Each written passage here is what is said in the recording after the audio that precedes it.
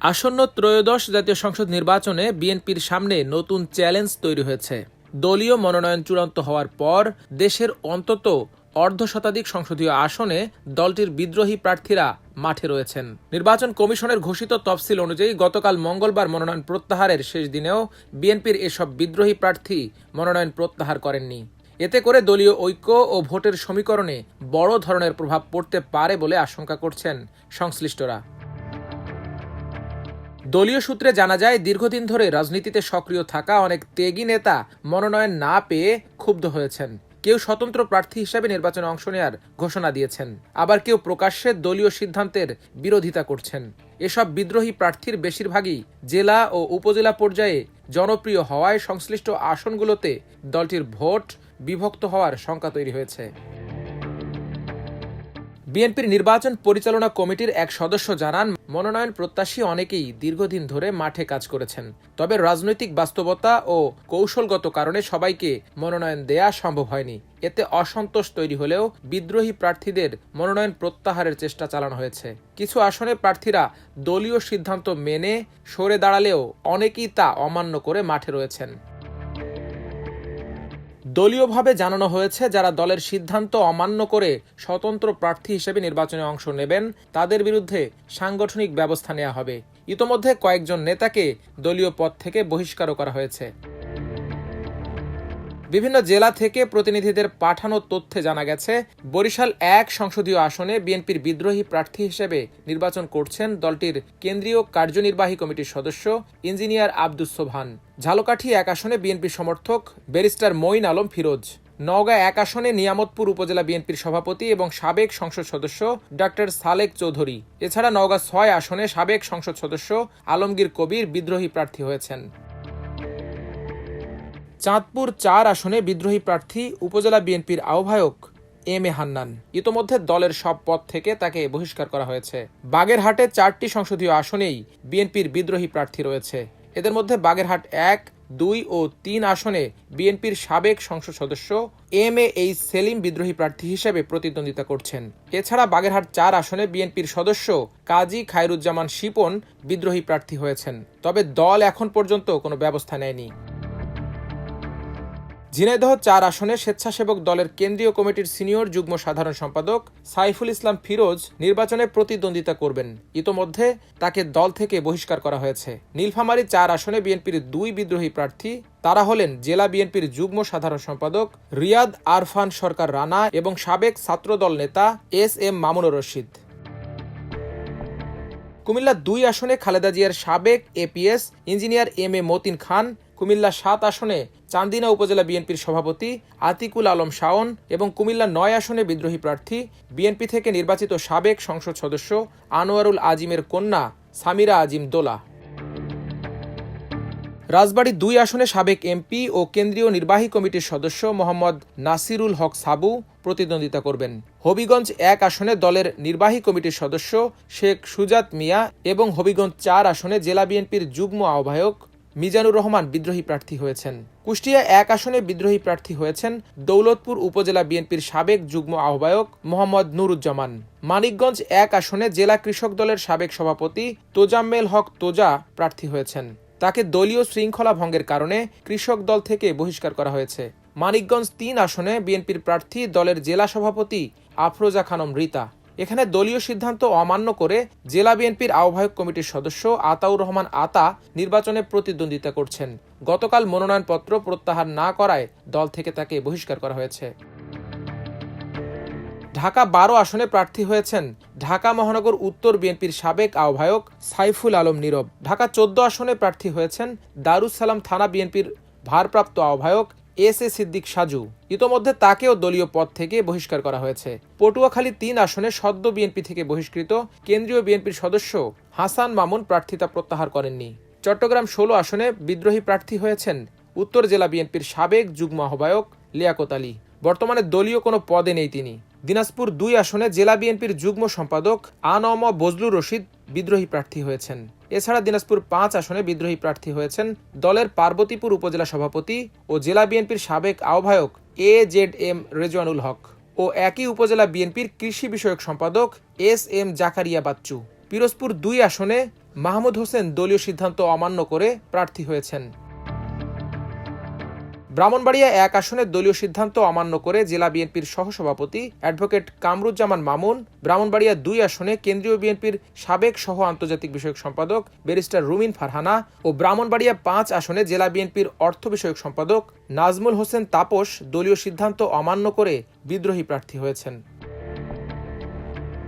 নোয়াখালী 2 আসনের দলের জাতীয় নির্বাহী কমিটির সদস্য কাজী মফিজুর রহমান, নোয়াখালী 6 আসনে সাবেক 2 বারের সংসদ সদস্য ও সাবেক প্রধানমন্ত্রী খালেদা জিয়ার স্বজন হিসেবে পরিচিত প্রকৌশলী মোহাম্মদ ফজলুল আজিম এবং জেলা বিএনপির সদস্য ও হাতিয়া উপজেলা বিএনপির সাবেক সাধারণ সম্পাদক প্রকৌশলী তানভীর উদ্দিন রাজীব প্রতিদ্বন্দ্বিতা করবেন।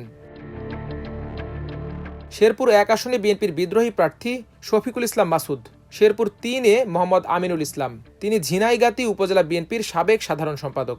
টাঙ্গাইলের 4টি আসনে বিএনপির বিদ্রোহী প্রার্থী নির্বাচনে প্রতিদ্বন্দ্বিতা করবেন।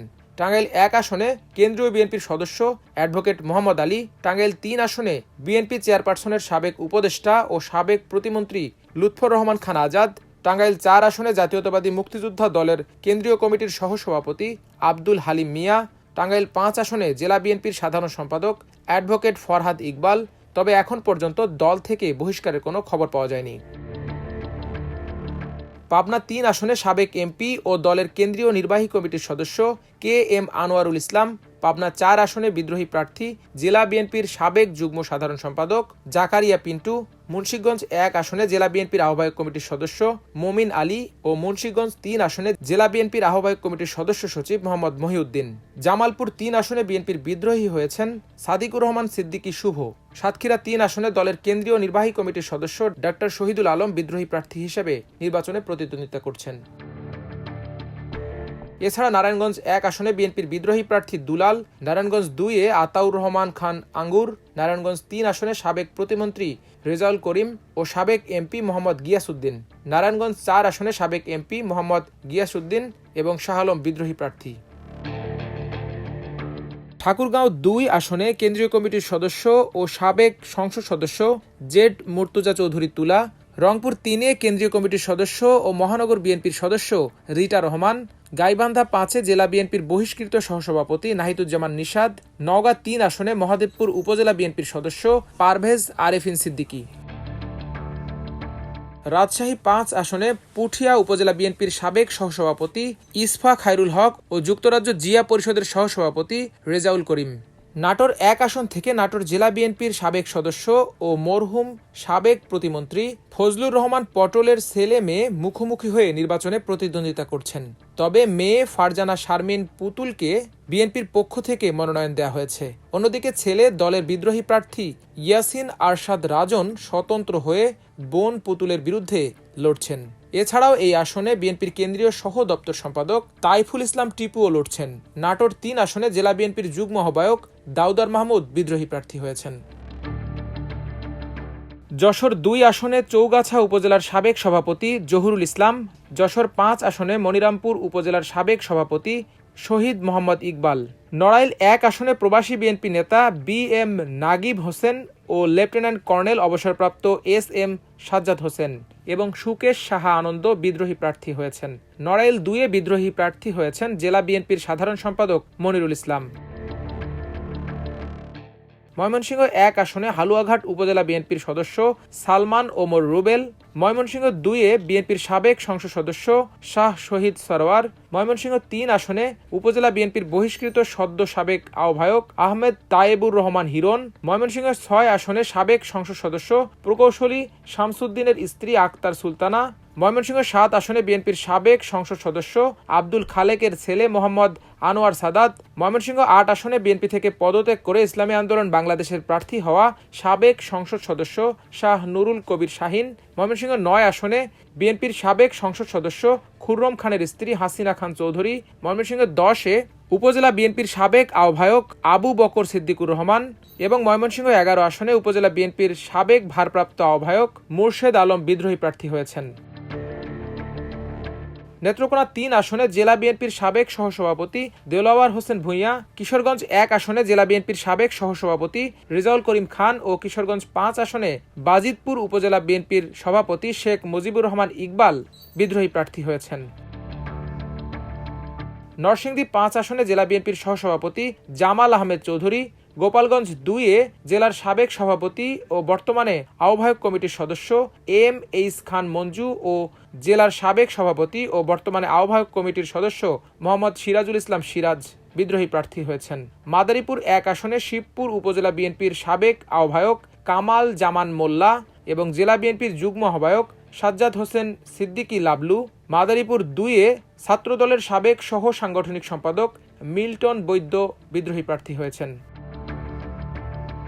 সুনামগঞ্জ ৩ আসনে জেলা বিএনপির সাবেক সহসভাপতি ব্যারিস্টার আনোয়ার হোসেন, সুনামগঞ্জ ৪ আসনে জেলা বিএনপির সদস্য দেওয়ান জয়নুল জাকিরিন, সিলেট ৫ আসনে জেলা বিএনপির সহসভাপতি মামুনুর রশিদ, মৌলভীবাজার ৪-এ বিএনপির সদস্য মহসিন মিয়া মধু এবং খাগড়াছড়ি পার্বত্য জেলায় বিএনপির নির্বাহী কমিটির সদস্য সমীরন দেওয়ান বিদ্রোহী প্রার্থী হয়েছেন।